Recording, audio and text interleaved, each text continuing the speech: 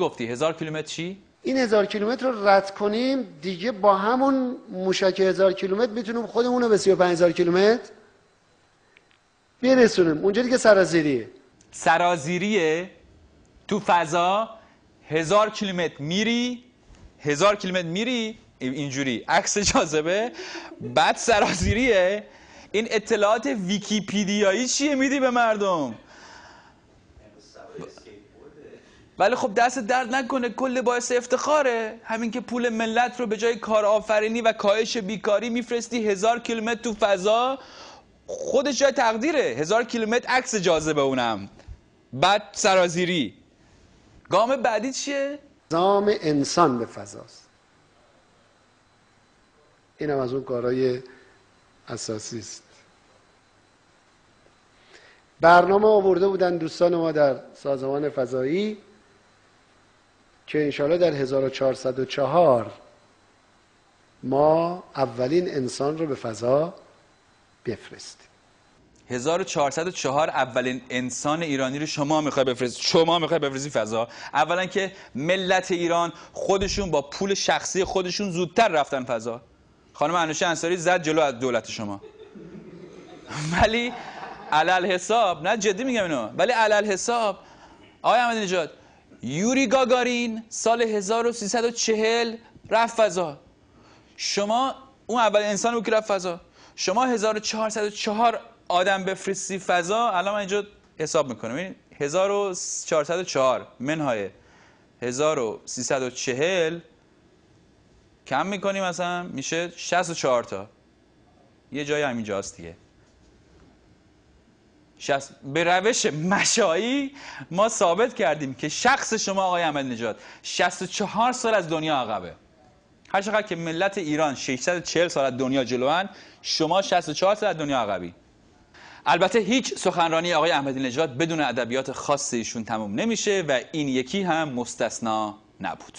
یک مش آدم‌های بی سر و پای جنایتکار بیان حاکم بشن، 4 تا هفتیر دستشون بگیرن و هی طرف طلوع کنن، هی بخوان دنیا رو ناامن کنن. بعدش هم هر روزی که از ننهشون قهر کردن یا از منطق کم آوردن بگم بله همه گزینه‌ها روی میز است. ما هم به شما میگیم که همه گزینه‌ها روی میز است. بله آقای احمدی نژاد، آمریکا میگوید همه گزینه‌ها روی میز است. شما هم میگویید که همه گزینه‌ها روی میز است. ما هم میگوییم که همه گزینه‌های شما روی میز ماست. این که اینجا میبینید چند تا از گزینه‌های شماست که ما گذاشتیم روی میز. شما میتونید این هفته یکی رو انتخاب بکنید. مشروطه ایرانی، پیش زمینه‌های نظریه ولایت فقیه، این یکی از گزینه‌های شماست. خدمت شما عرض شود که این تاریخ طبیعی عشق، این یه گزینه دیگه تونه. خدمت شما عرض شود اینو باید بخونی که یعنی اگر این گزینه انتخاب کنی خوبه که بفهمی مردم عاشق هم میشن و احساسات دارن و اینا. دیگه دکتر استرنجلاف، فیلم کوبریکه، اینم اگه ببینی بد نیست تا بفهمی که یکی از گزینه‌هات، البته که ببینی که نتیجه این اولدروم پولدروما امکان داره که چی بشه. هنر خوشبختی یا خوشحال بودن. دالای لاما اصلا اصولا بخونی برات خوبه.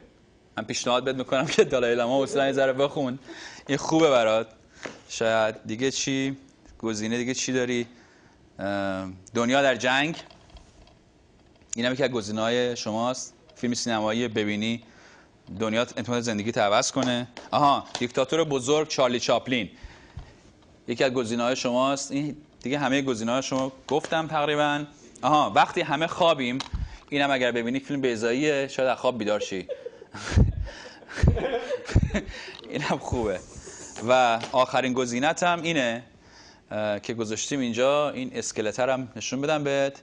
جام زهره، اینم اگر که بنوشی امکان داره که این گزینه آخرته. یه بلیت یه طرفه هم به سوریه البته برات گرفتیم که هنوز نرسیده، ولی اونم جزو گزینه‌هات بود. فعلا می آوردیم روی میز. هفته دیگه ان شاءالله میذاریم روی میز. اینا گزینه‌های این هفته شما بودن روی میز پارازیت. آقای احمدی نژاد یکی رو خواهش می‌کنم اجالتا انتخاب کن تا هفته دیگه.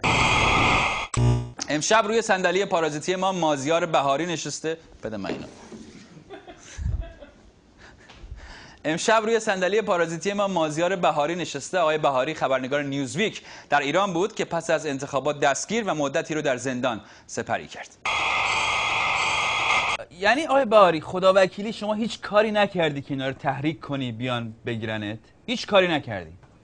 والا چرا؟ من اونی که بگم که من کاری کرده باشم، من کار خلافی نکردم که مستحق 118 روز زندان باشم. اما چیزی که بازجوی من به من گفتش خیلی معنادار بود و به من گفتش که تو تروریست صلح طلبی و گفتش تو برخلاف کسایی که بمبگذاری میکنن یا کوکتل مولوتوف پرت میکنن یا هفت‌تیر دستشون میگیرن هیچ کاری نمی‌کنی، همه کار به صورت مسالمت آمیز انجام میدی، انتقادات از حکومت منطقی، از اپوزیسیون جمهوری اسلامی هم انتقاد کردی و ما تکلیفمون با تو مشخص نیستش، ما نمیدونیم که تو چی میخوای بگی، چی کار میکنی و به خاطر همین به من گفتش تو تروریست مسالمت آمیز هستی و من فکر میکنم که این نکته خیلی مهمیه که بازجوی من گفتش که خشونت و جمهوری اسلامی خیلی خوب درک میکنه، به خصوص این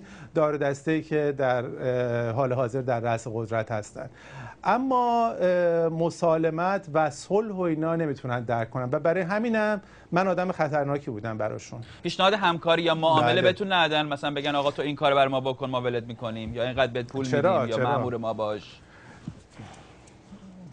نه پول اصلا صحبتش نبود، ولی حدود در حقیقت 2 هفته آخری که من توی زندان بودم صحبت همکاری شده بود و به من گفتن که تو با ما همکاری میکنی، منم گفتم بله من با شما همکاری میکنم. الان من نمیتونم با شما همکاری کنم که تو زندان هستم، اما بذارید من برم لندن با شما همکاری میکنم و اسم یه سری از دوستای منم داشتن توی ایمیلم و تلفنم که میگفتن که تو راجع به اینا جاسوسی بکن و منم گفتم میکنم، اما من فکر نمی کنم که اونا اینقدر ساده بودن که فکر کنن من باشون همکاری میکنم و آزادم کردم.